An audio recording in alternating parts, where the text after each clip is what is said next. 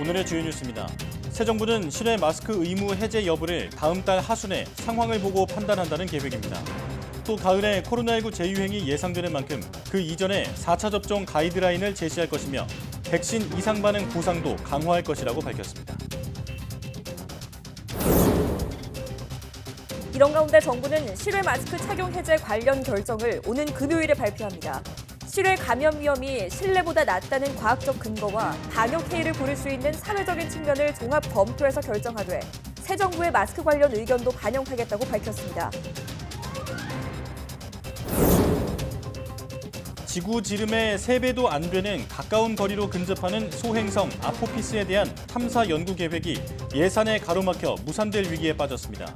오는 2027년 탐사선 발사를 위해 미리 단계적 준비가 이루어져야 하는데 올해 예비 타당성 조사에서 제외돼 차질을 빚을 가능성이 커졌습니다. 물속에 들어가면 자동으로 전력이 생산돼서 체온 유지를 도와줄 수 있는 전자피부를 서울대 연구진이 개발했습니다. 차가운 수온과 따뜻한 체온 사이의 온도 차이에 따라 자동으로 전력이 생산되는데 상용화하면 수중 구조 작업 등에 효율적으로 쓰일 것으로 전망됩니다. 아프리카에 최악의 가뭄이 닥쳐 어린이 200만 명이 굶어 숨질 위기에 처한 것으로 조사됐습니다. 유엔은 아프리카 대륙에서 가축 300만 마리가 가뭄으로 폐사했으며 케냐와 소말리아 등의 지역은 우기에도 비가 내리지 않아 심각한 상황이라고 설명했습니다.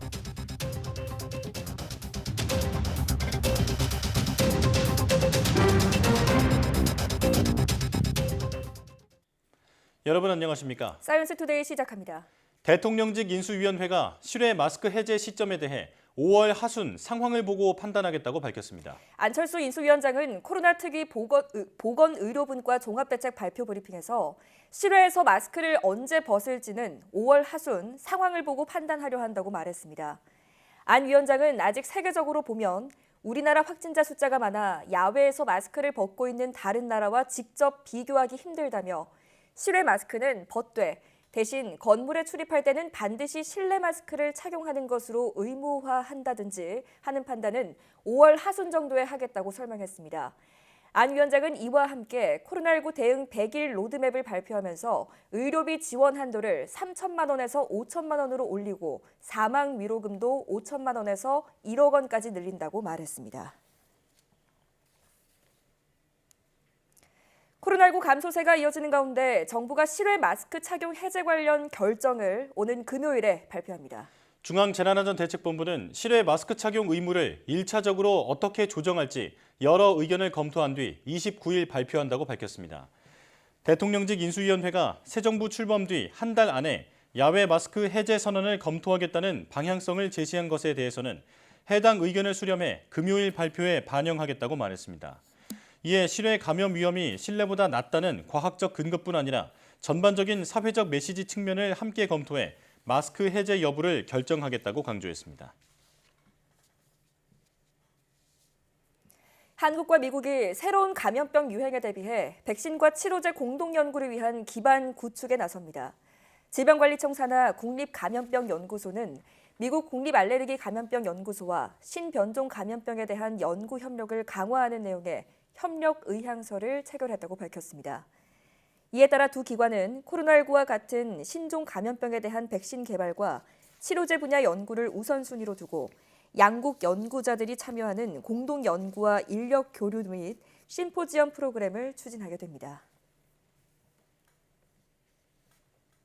최근 코로나19 확진자가 급증한 아시아, 유럽과 달리 미국에서 재유행이 발생하지 않는 이유는 이미 국민 과반이 코로나에 감염됐기 때문이라는 연구 결과가 나왔습니다. 미국 질병통제예방센터는 미국 전역에서 수집된 혈액 샘플 중 코로나19 감염자에게서만 발견되는 특정 항체를 추적한 결과 지난해 12월에는 특정 항체가 발견된 비율이 30%였는데 올해 2월에는 60%까지 늘었다고 밝혔습니다. 특히 17세 이하 청소년과 어린이들은 특정 항체 보유자 비율이 75%로 늘었다고 덧붙였습니다. 뉴욕타임스는 이처럼 많은 미국인이 이미 코로나19에 감염됐기 때문에 최근 일부 국가에서 나타나고 있는 재확산 사태가 미국에서 발생하지 않은 것으로 보인다고 분석했습니다. 도시 봉쇄설이 나돌고 있는 중국 베이징시의 26일 신규 감염자 수가 여전히 30명대 수준인 것으로 나타났습니다.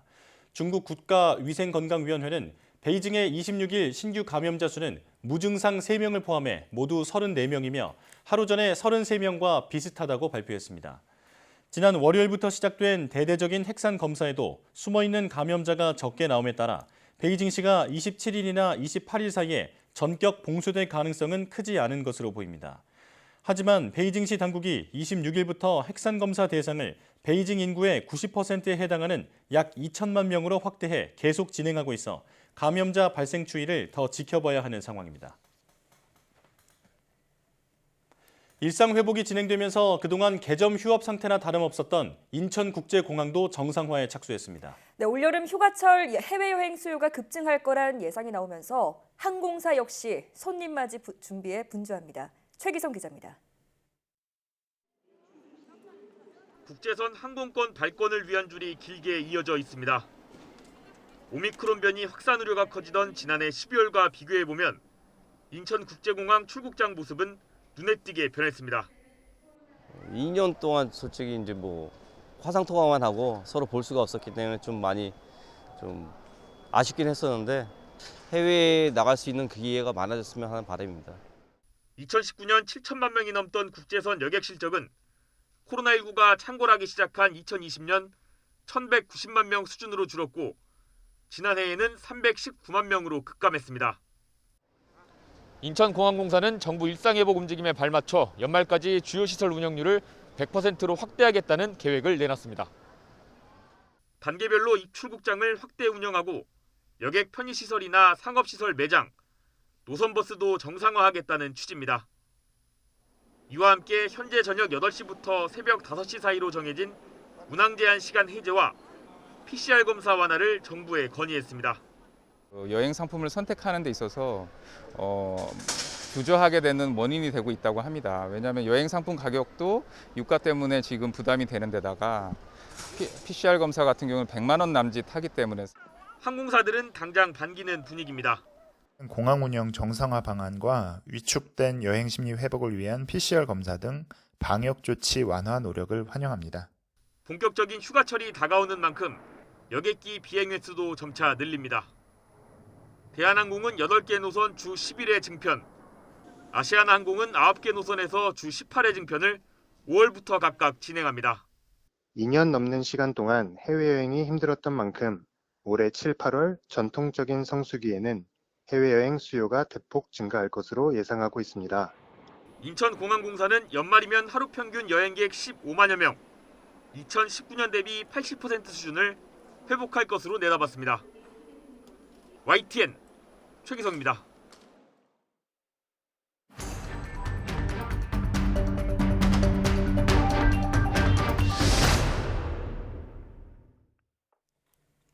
코로나19 유행이 감소세를 이어가면서 정부가 실외 마스크 해제를 두고 고민하고 있습니다. 정부는 오는 금요일 실외 마스크 착용 의무를 어떻게 조정할지 발표할 예정인데요. 자세한 내용 고려대학교 약학대학 김정규 교수와 알아보겠습니다. 교수님 안녕하십니까? 네, 안녕하세요. 네, 안녕하십니까.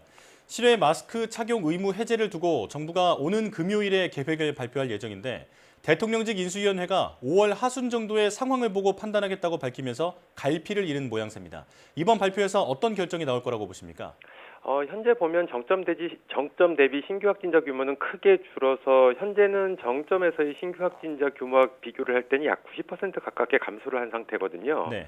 하지만 현재에도 평일 기준으로 약 7, 8만 명 정도의 신규 확진자를 보이고 있기 때문에 아마 다음 주부터 당장 실외 마스크 착용을 해제하기는 다소 어렵지 않을까 이렇게 생각을 하고 있습니다. 네. 따라서 5월의 특정 시점, 그러니까 앞으로 한 2주 후 등 이렇게 특정 시점을 제시를 하면서 당시의 유행 상황을 고려하겠다라는 내용이 담기지 않을까라는 생각을 가지고 있고요. 예.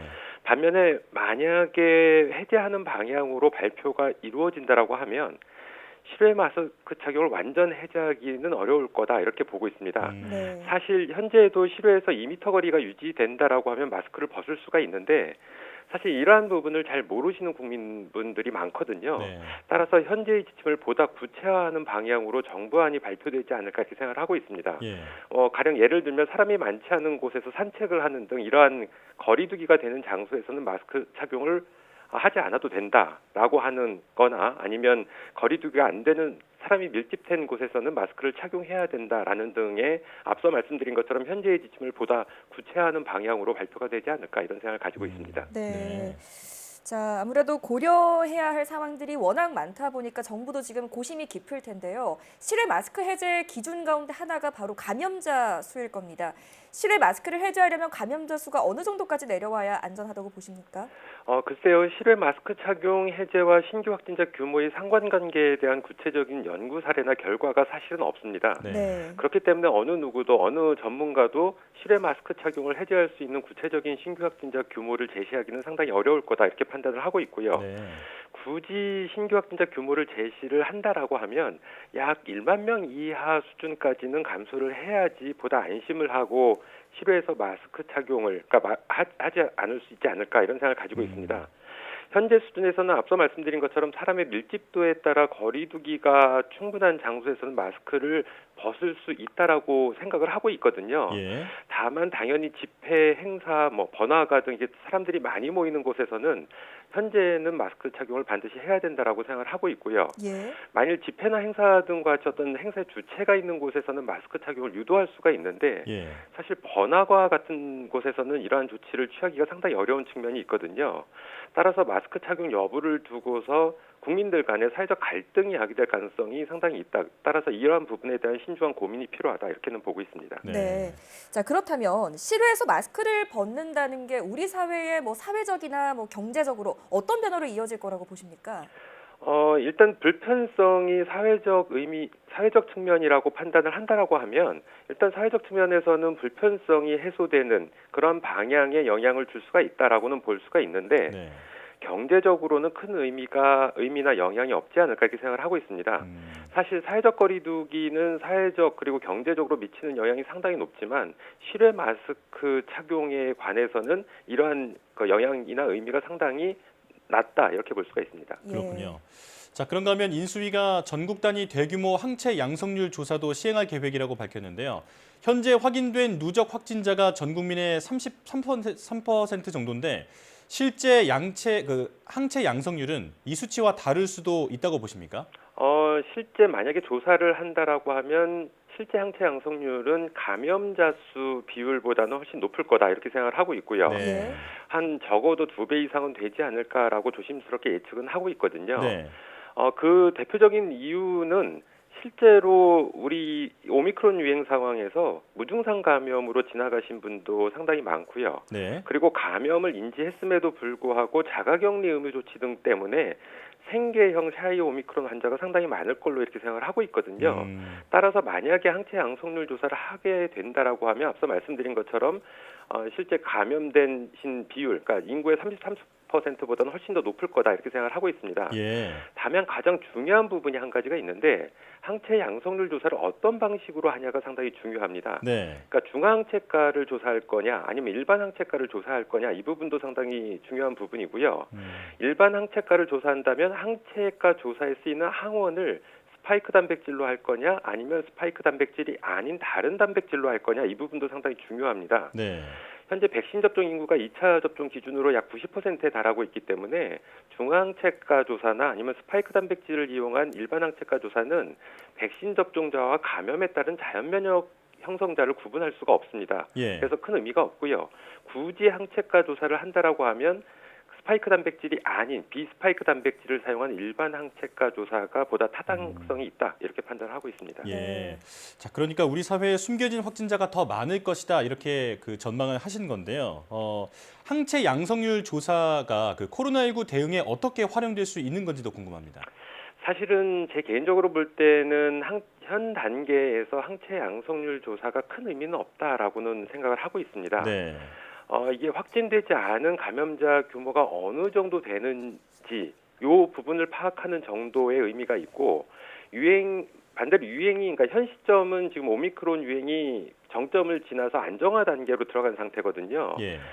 그러면서 일상 회복을 하고 있는 시점이기 때문에 항체 양성률 조사가 큰 의미는 없지 않을까 이런 생각을 가지고 있고 오히려 반대로 의미가 있으려면 유행 증가에 따른 방역 조치 강화 등을 고려하는 단계라고 하면 어느 정도로 방역 강도를 설정을 해야 되는지 이런 부분에서 판단의 기준이 될 수는 있습니다. 네. 따라서 코로나19 초기 단계에서는 상당한 의미가 있지만 지금처럼 안정화 단계로 간 단계에서는 조금 의미가 상당히 떨어지지 않을까 이렇게 생각을 하고 있습니다. 네. 예.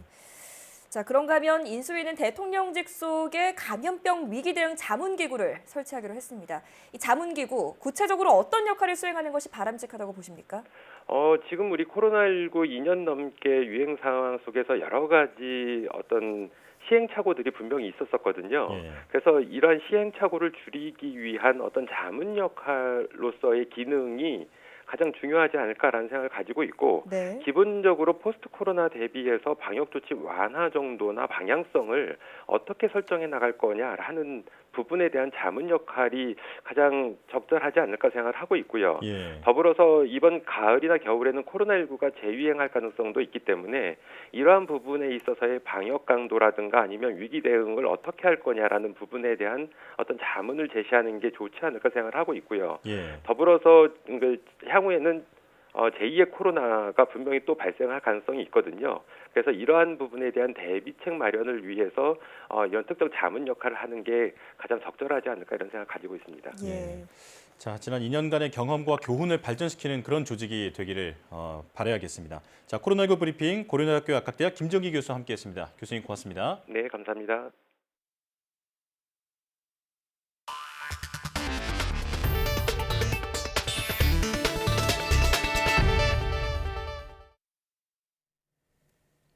앞으로 7년 뒤에 소행성 아포피스가 지구를 가까이 스쳐 지나가는데요. 소행성에 직접 다가가 연구할 수 있는 절호의 기회를 놓치지 않기 위해 국내 연구진은 탐사선 발사를 계획했습니다. 네, 그런데 사업이 예산을 확보하지 못하게 되면서 계획에 차질이 생길 위기에 처했습니다. 최소라 기자입니다. 타원 모양의 소행성 아포피스는 지름이 63빌딩의 1.5배 정도입니다. 2029년 4월 지구를 비껴가는데 거리는 불과 31,600km. 지구와 달 사이 거리의 10분의 1 수준으로 지구 지름의 3배도 안 되는 지근거리입니다. 이 정도 크기 소행성이 지구에 가까이 다가오는 건 2만 년 만에 한 번 있을 정도의 드문 일입니다. 국내 연구진은 이번 기회에 한국형 발사체 누리호를 개량해 아포피스 탐사선을 쏘아 올릴 계획을 세웠습니다. 지구와 소행성이 근접할 때 나타나는 변화를 조사하고 미래 우주 탐사에 필요한 발사체와 탐사선 기술을 한층 더 끌어올리겠다는 겁니다. 탐사선의 이동 경로와 속도를 따져보면 2027년 10월쯤엔 발사가 이뤄져야 합니다. 연구팀은 연구 개발에 5년 정도가 걸릴 것으로 보고 당장 내년 사전 연구에 착수하기 위해 지난 3월 3,874억 원 규모 예산을 신청했습니다. 그런데 예산 편성 단계에서 차질이 생겼습니다. 아포피스 탐사선 연구개발 사업이 과기부 예비타당성 조사 대상에서 제외돼 예산 확보에 실패한 겁니다. 학계에서는 이대로 예산 집행이 안 될 경우 사실상 탐사 계획은 제대로 완성되기 어렵다는 전망입니다. 이번 소행성은 정지궤도 위성이 있는 곳까지 가까이 지나가기 때문에 우리의 그 로켓 기술력으로 도전해 볼 만한 유일한 기회였거든요. 1년이 늦어진다고 했을 때 가능하냐 하는 거는 염려되는 바는 있죠. 예. 일본은 하야부사 탐사선을 쏘아 2020년 소행성 류구의 샘플을 지구로 가져오는 데 성공한 뒤 소행성 탐사 분야 세계 선두로 올라서게 됐습니다. 이를 바탕으로 우주 강국인 미국, 유럽과의 협력에 더 활발하게 참여할 수 있었습니다. 2만 년 만에 찾아온 소행성 탐사 기회. 예산 확보라는 벽에 부딪혀 이대로 좌절하게 될지, 기사회생으로 사업이 다시 추진될 수 있을지 관심이 모아지고 있습니다. YTN 사이언스 최소라입니다. 해상사고 현장에서 오랜 시간 수중 구조 작업을 하면 잠수사들의 저체온증 위험이 커지는데요. 그런데 국내 연구진이 물속에서 체온 조절은 물론 전력까지 생산하는 전자피부를 개발했습니다. 양회영 기자가 취재했습니다. 대형 해상사고 시 수중 구조 작업은 필수적이지만 많은 위험이 따릅니다. 특히 물속에서 인체의 열 손실은 대기보다 25배 빨라 수중 작업이 길어질수록 저체온증 위험 또한 커집니다. 그런데 국내 연구진이 오랜 시간 안전하게 수중 작업을 할 수 있게 하는 전자피부를 개발했습니다. 차가운 수온과 따뜻한 체온 사이의 온도 차이로 전력을 생산하는 열전 소자를 이용해 잘 늘어나고 부드러운 전자피부를 만든 겁니다. 전자피부를 부착한 장갑을 물속에 넣자마자 전력 생산 그래프가 크게 올라가는데 실제로 공기 중에서보다 물속에서 전력 생산량이 60배 이상 높아졌습니다. 개발한 전자피부가 만들어낸 전력으로 심전도 등 각종 센서를 작동시킬 수 있어 수중 작업자 상태의 실시간 파악이 가능합니다. 수중 작업자의 저체온이 확인되면 전자피부에 전류를 흘려 따뜻하게 해 작업자의 체온을 일정하게 유지해줍니다. 재배 효과를 이용하여 체온과 수온 사이의 온도 차이로 인한 전력 생산 모드로 사용할 수 있습니다. 체온에 이상이 생겼을 시에는 펠트의 효과를 이용하여 사용자로 하여금 냉온감을 구현함으로써 체온 조절을 가능하게 해줍니다. 개발한 전자피부는 온도 차이만 있다면 영구적으로 전력 생산이 가능하고 온도 차이가 클수록 전력 생산량 또한 늘어납니다. 연구진은 배터리와 같은 별도의 저장 장치를 전자피부와 연결하면 극한 환경에서 장시간 활동해도 안정적으로 전력 공급이 가능할 것이라고 설명했습니다. 수중뿐만 아니라 이제 굉장히 추운 지방, 예를 들어서 북극이라든지 남극에서도 이제 체온을 유지시켜주는 용도로 활용할 수도 있고 온도를 낮추는 그런 냉각도 가능하기 때문에 굉장히 더운 지역에서 또 활용이 가능하게 됩니다. 연구진은 개발한 전자피부의 전력 생산 효율을 높이고 옷으로 입을 수 있도록 대면적화하는 공정 개발을 위해 후속 연구도 이어갈 예정입니다. YTN 사이언스 양우영입니다. 설계도와 재료만 있으면 무엇이든 만들어내는 기술, 바로 3D 프린팅입니다. 이제는 집까지 뚝딱 지을 수 있을 정도로 많이 발전했는데 해외에서는 실제로 입주가 이루어지고 있습니다. 하지만 기술이 있어도 현행법상 국내에서는 당장 상용화가 어렵다고 합니다. 어떤 내용인지 홍성욱 기자가 보도합니다. 33제곱미터 2층 단독주택. 창과 문을 달고 내부 계단과 주방까지 갖췄습니다. 집을 다 짓는 데 걸린 시간은 불과 20일. 모두 건축용 3D 프린팅 기술 덕분이었습니다. 건물의 기본 뼈대가 되는 골조와 벽체를 만드는 과정. 대형 3D 프린터가 시멘트와 모래를 섞은 반죽을 치약자듯 쌓아 올립니다. 골조와 벽체가 단 11시간 만에 완성됐고 조립식 건축 자재를 사용해 초단 시간 만에 집을 완성한 겁니다. 2층 집을 짓는 데 들어간 비용은 7천만 원. 지금 현 시세에는 한 1억 6천 정도가 되는데 3D 기계가 도입이 된다라고 하면은 한 7천만 원 미만으로도 집을 질 수 있는 상황이 됩니다. 숙련된 노동자가 없어도 건축이 가능하고 날씨나 장소에 대한 제약도 없습니다. 건설 폐기물 배출도 최소화할 수 있고 비용도 절반 가까이 줄어듭니다.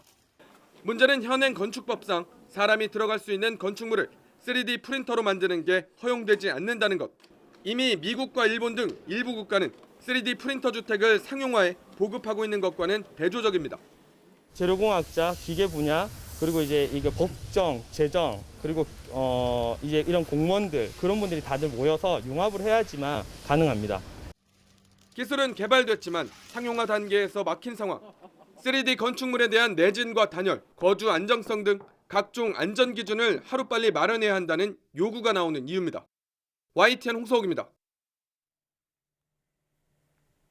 대통령직 인수위원회가 미디어 전반의 규제 혁신을 통해 한국판 넷플릭스를 키우겠다고 밝혔습니다.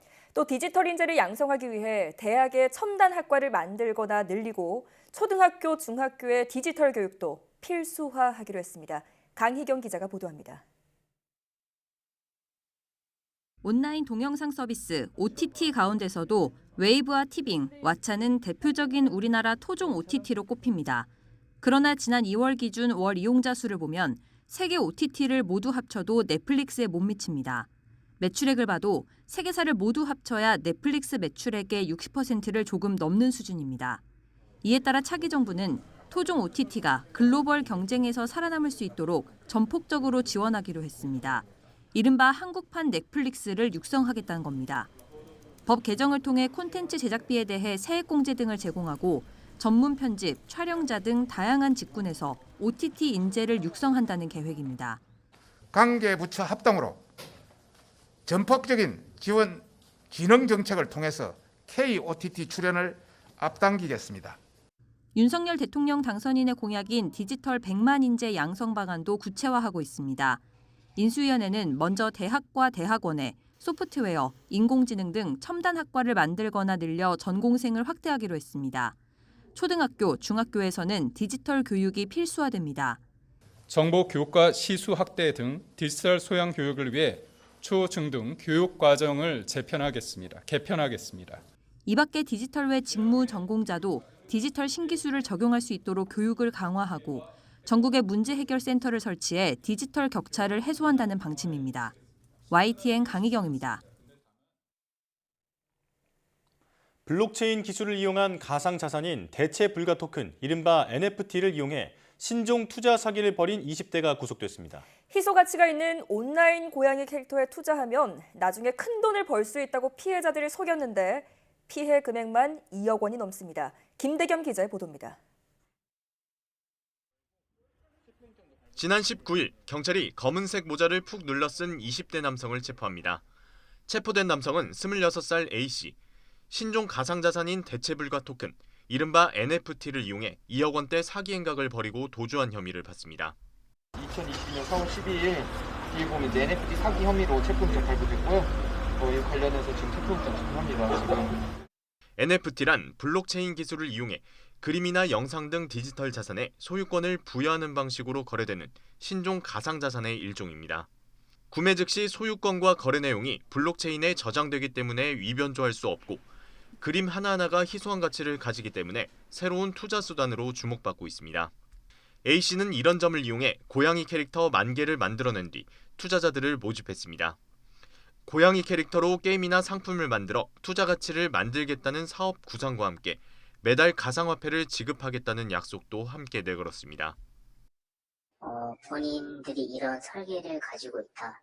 그리고 관심을 가져주라. 그리고 친구를 초대하면 조금 더 좋은 혜택을 주겠다. NFT를 한 개 서비스로 주겠다. 이런 식으로 홍보가 진행되고 피해자들에게 투자 가치가 있는 것처럼 보이기 위해 허위로 고양이 캐릭터를 거래하는 이른바 자전거래 수법도 동원됐습니다.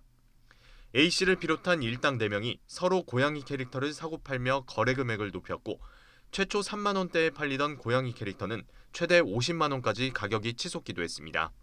A씨는 이런 수법으로 300명 넘는 투자자들을 모집했고 2억 7천만 원 상당의 고양이 캐릭터 5,000개를 판매한 뒤 석 달도 안 돼 곧바로 잠적했습니다. 구매자들이 총 300여 명이 되는 걸로 확인됐고요. 그중에 9명이 총 2억 1천만 원 상당을 투자 사기 당했다고 피해 신고를 한 겁니다. 경찰은 A씨를 구속하고 범행을 도운 것으로 추정되는 4명도 사기 혐의로 불구속 입건해 공모관계를 수사하고 있습니다. 또 NFT 특성상 누구나 쉽게 그림이나 영상을 만들어 사이트에 팔 수 있는 만큼 비슷한 수법의 투자 사기가 재발할 수 있다며 주의를 당부했습니다. YTN 김대겸입니다. 아프리카에 심각한 가뭄이 닥쳐 어린이 200만 명이 굶어 죽을 위기에 처한 것으로 조사됐습니다. 마틴 그리피스 UN 인도주의 긴급구호 담당 사무부총장은 스위스 제네바에서 열린 회의에서 이같이 밝혔습니다. 그리피스 부총장은 아프리카 대륙에서 1,500만 명 이상이 굶주림에 시달리고 있으며 가축 300만 마리는 가뭄으로 폐사했다고 말했습니다. 특히 케냐와 소말리아 등 이른바 아프리카의 뿔 지역은 우기에도 비가 내리지 않아 매우 심각한 상황이라고 덧붙였습니다. 중국 허난성에서 H3N8형 조류 인플루엔자의 사람 감염 사례가 처음 나왔다고 중국 국가위생건강위원회가 밝혔습니다.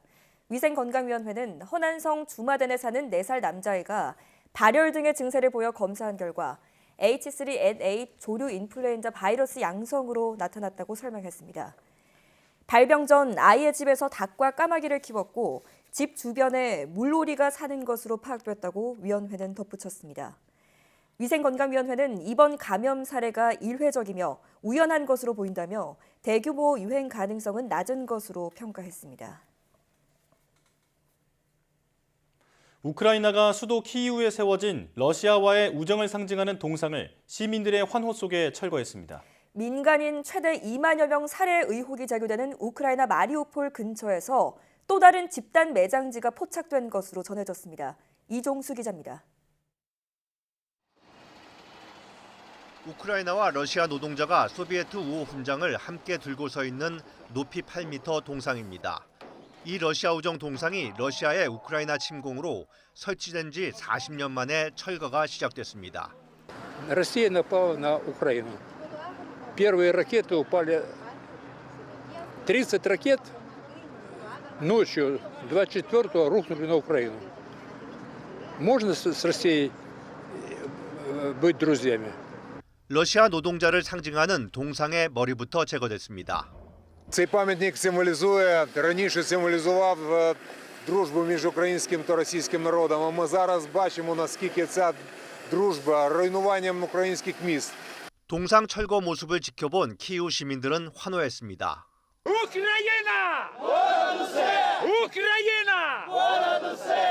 민간인 최대 2만여 명 살해 의혹이 제기되는 우크라이나 남부 항구 도시 마리우폴 근처에 또 다른 집단 매장지가 포착됐다고 마리우폴 시장이 밝혔습니다. 마리우폴 인근 마을 마누시와 비노라드네에 있는 공동묘지 근처에서 구덩이가 무더기로 발견된 데 이어 세 번째로 확인된 것입니다. 이번에 발견된 매장터는 전체 길이가 한 달 새 3배가량 늘었습니다. 보이젠코 시장은 마리우폴 주민들이 러시아군의 무차별 공격에 숨졌을 뿐 아니라 음식을 대가로 장시간 노동에도 시달렸다고 말했습니다. YTN 이종수입니다. 우크라이나 동부에서 대규모 전투가 예고된 가운데 푸틴 러시아 대통령이 우크라이나와의 협상 타결을 여전히 기대한다고 밝혔습니다. 하지만 러시아가 핵전쟁과 3차 세계대전 가능성까지 거론하며 위협의 강도를 높이고 있는데요. 서방과의 대결 양상이 더욱 가팔라지고 있습니다. 보도에 김은건 기자입니다. 모스크바를 찾은 구테르스 유엔 사무총장과 만난 푸틴 러시아 대통령은 우크라이나와의 협상 타결에 대한 기대를 밝혔습니다. 돈바스 등의 영토 문제가 선결 과제라면서도 긍정적인 결과가 나오길 바란다고 말했습니다. Проходит в рамках в онлайн формате. Надеюсь все-таки, что это приведет нас к какому-то позитивному результату. 반면 구테르스 총장과 공동 기자회견에 나선 라브로프 외무장관은 우크라이나에 무기를 지원하는 서방에 대한 비난을 쏟아냈습니다. 특히 러시아 국영방송과의 인터뷰에서는 핵전쟁과 3차 세계대전 가능성을 거듭 경고했습니다. Эти риски искусственно раздувались, а желающих таких немало. Опасность серьезная, она реальна, ее нельзя недооценивать. 러시아는 또 서방 군사 고문들이 머물 수 있는 우크라이나 지휘센터를 직접 공격할 수도 있다고 위협하기도 했습니다. 반면 서방에서는 독일 정부가 처음으로 우크라이나에 장갑 대공포 50대를 직접 수출하기로 하는 등 무기 지원을 확대하고 있습니다. 독일의 람슈타인 미국 공군 기지에서는 미국을 비롯한 40여 개국 국방장관이 모여 우크라이나 지원 방안을 협의했습니다. We'll continue pushing to support and strengthen the Ukrainian military for the battles ahead. 영국도 서방에서 지원한 무기로 우크라이나가 러시아를 공격하는 것은 완전히 합법적이라며 테러 압박 공세에 가세했습니다. 러시아의 핵전쟁이나 3차 세계대전 위협에는 허세일 뿐이라고 깎아내렸습니다. 우크라이나도 러시아가 패배를 직감한 것이라며 서방의 적극적인 지원을 촉구하고 나서는 등 양측의 대치가 갈수록 가팔라지고 있습니다. YTN 김은건입니다. 몰도바와 우크라이나 사이에 있는 친러시아 성향의 트란스니스트리아 지역에서 이틀 연속 연쇄 폭발이 일어났습니다. 우크라이나처럼 침공 구실을 만들기 위해 러시아가 이른바 가짜 깃발 작전을 펼치고 있다는 주장이 나오는 등 불안감이 커지고 있습니다. 보도에 김형근 기자입니다. 몰도바의 친러 지역인 트란스니스트리아. 국가보안부 건물에 로켓 추진 수류탄을 사용한 것으로 추정되는 공격이 잇따라 발생했습니다. 인근 지역의 라디오 송신탑도 파괴됐습니다. Три, по-моему, три было. Я побежала домой в этот подъезд, ноги подкошенные, и все, и дети бежали, все перелезли. 이틀 사이 3차례 공격이 발생하자 몰도바 대통령은 최고 안전보장 회의를 소집했습니다. E o situație complexă și tensionată.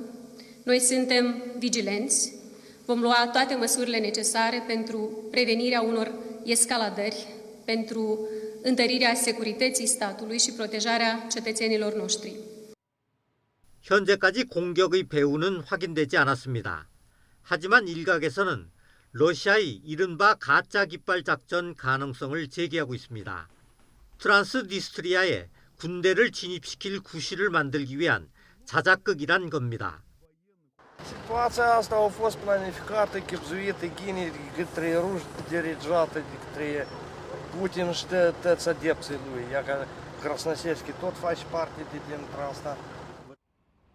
몰도바는 우크라이나 전쟁 초기부터 향후 확전 가능성이 있는 나라로 지목돼 왔습니다.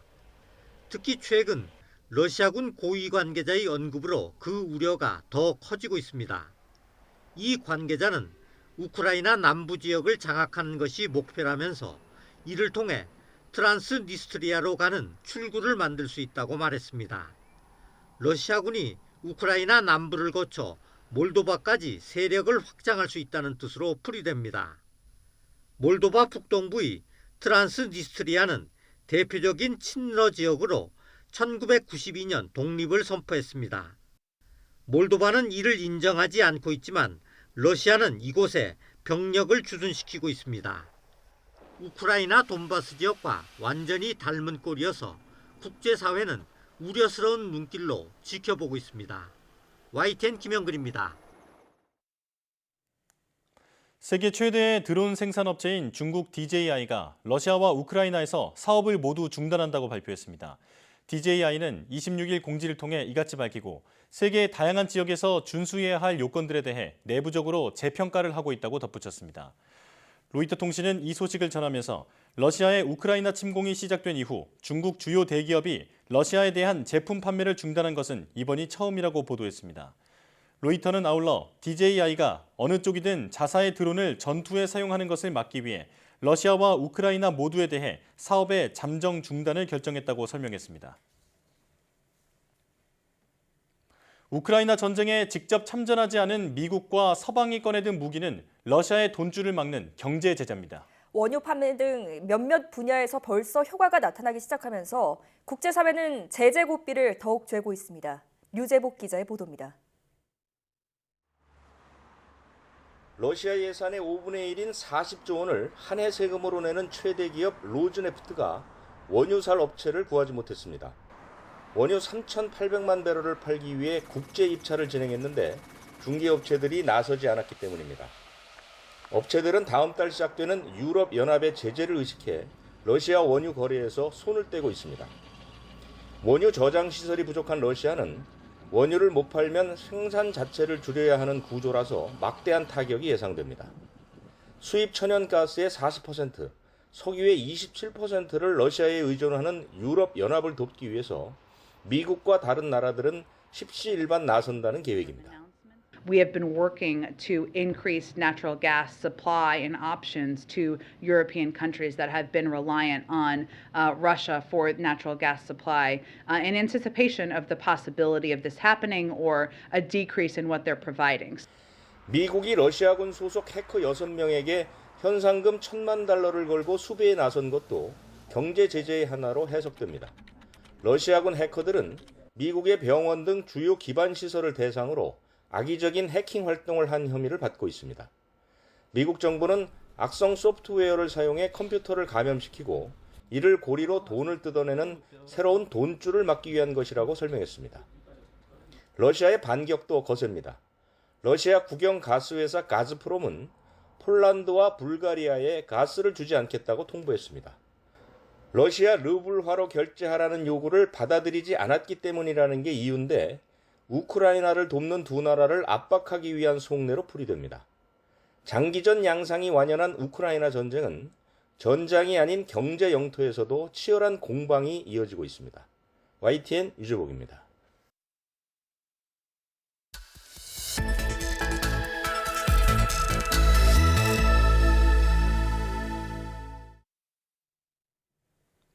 바이오 분야 주요 이슈를 짚어보는 바이오 위클리입니다.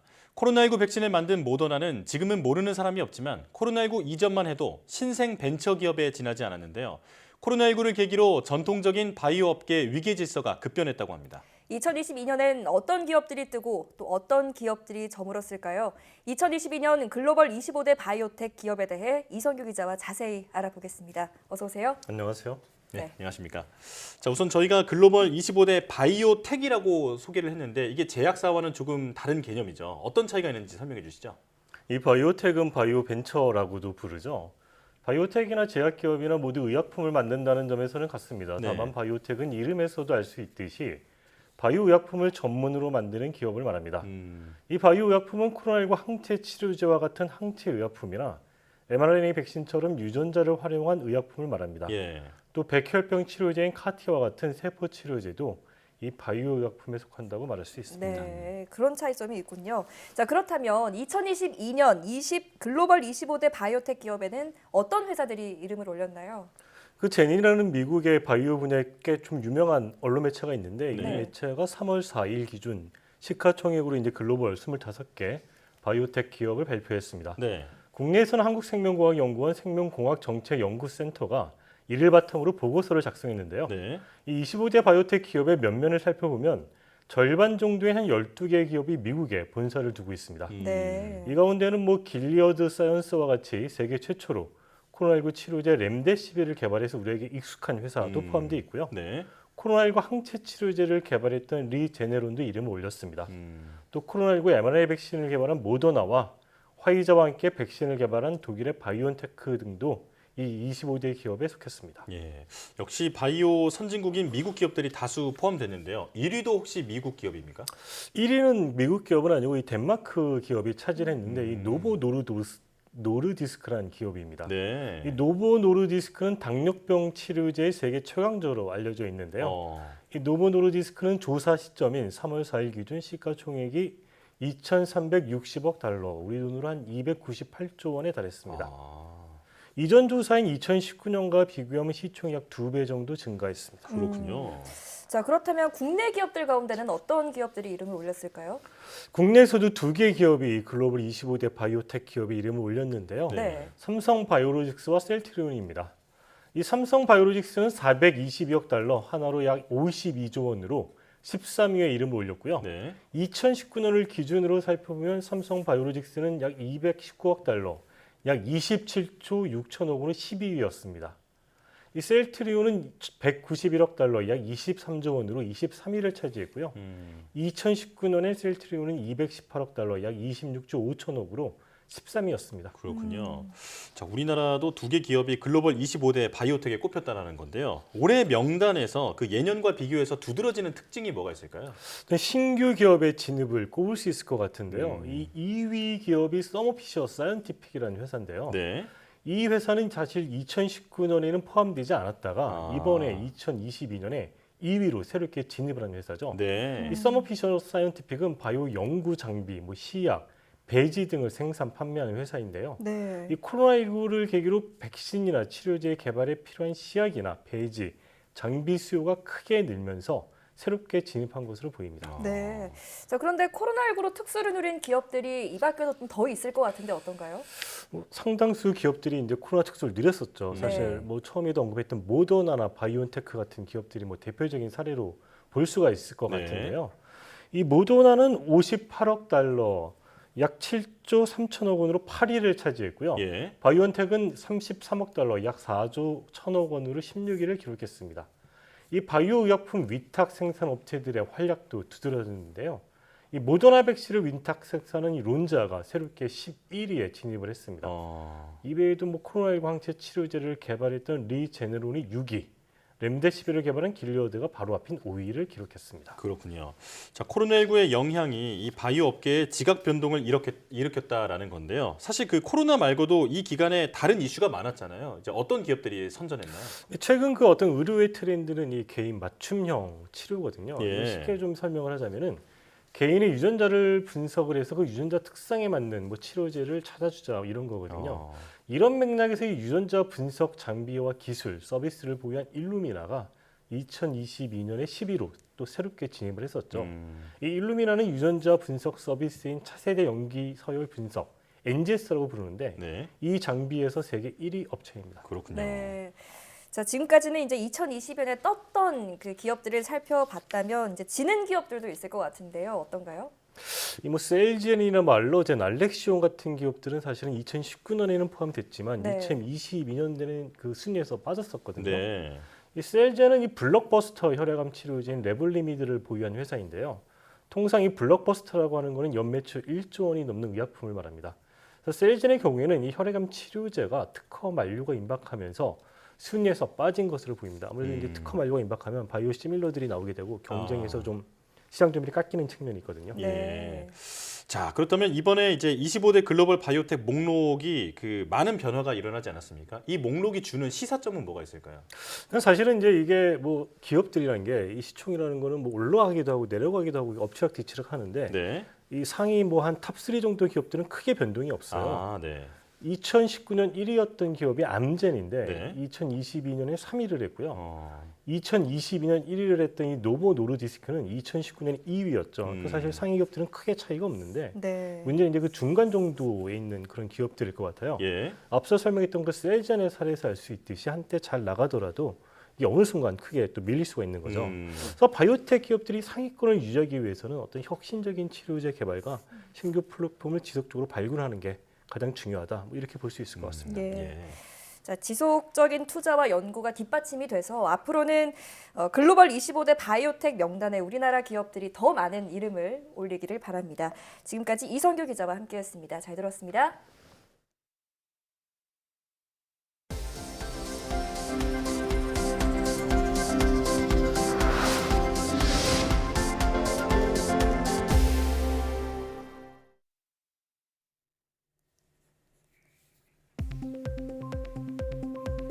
도심 속 건물에 외장재로 사용할 수 있는 태양광 패널이 개발됐습니다.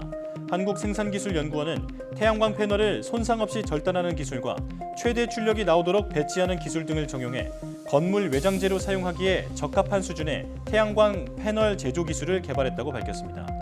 연구팀은 개발된 패널이 건물 밀집 지역에서 10% 정도 음영이 져도 초기 출력의 80%를 유지할 수 있고 크기와 디자인도 자유롭게 조절할 수 있어 건축 자재로 활용할 수 있다고 설명했습니다.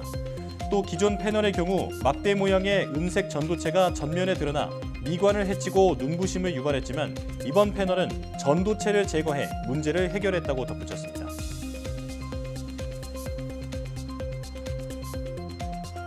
과학기술정보통신부는 학교 현장에서 가상융합기술 적용 콘텐츠를 활용하는 실감교육 콘텐츠 체험학교를 다음 달 27일까지 모집한다고 밝혔습니다.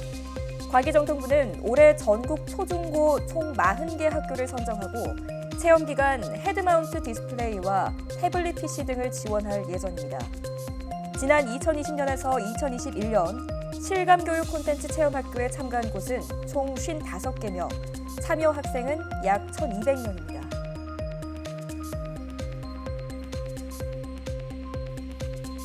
식용유의 사용 기간을 쉽게 측정하는 형광 센서가 개발됐습니다. 포항공대 장영태 교수팀은 식용유의 점도와 산도를 모두 검출하는 방식으로 식용유가 요리에 얼마나 오랫동안 사용됐는지를 측정하는 형광 센서를 개발하고 휴대기기 형태로 만들었다고 밝혔습니다. 식용유는 오랫동안 사용하면 해로운 물질이 생기는데 형광 센서 기기는 소비자와 산업계에서 식용유의 품질을 모니터링하는 데 사용될 것으로 기대됩니다. 형광 센서는 특정한 이온이나 물질을 인지했을 때 빛 신호를 통해 인지 여부를 나타내는 센서를 말합니다.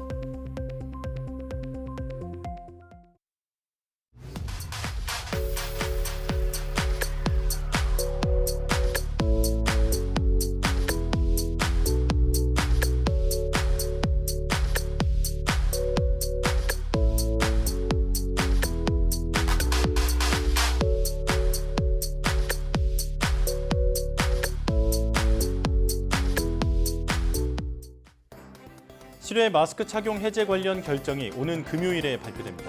방역수칙이 완화되는 시점에서 실외에서만큼은 마스크를 벗자라는 입장과 마스크 해제는 아직 시기상조라며 찬반 의견이 엇갈리고 있는데요. 마스크 착용 해제 여부와 관계없이 코로나19는 아직 종식된 것이 아니라 우리와 공존하고 있다는 것을 기억하며 일상에서의 개인 방역 수칙을 잘 지켜주시기 바랍니다. 사이언스 투데이 마칩니다. 시청해주신 여러분 고맙습니다.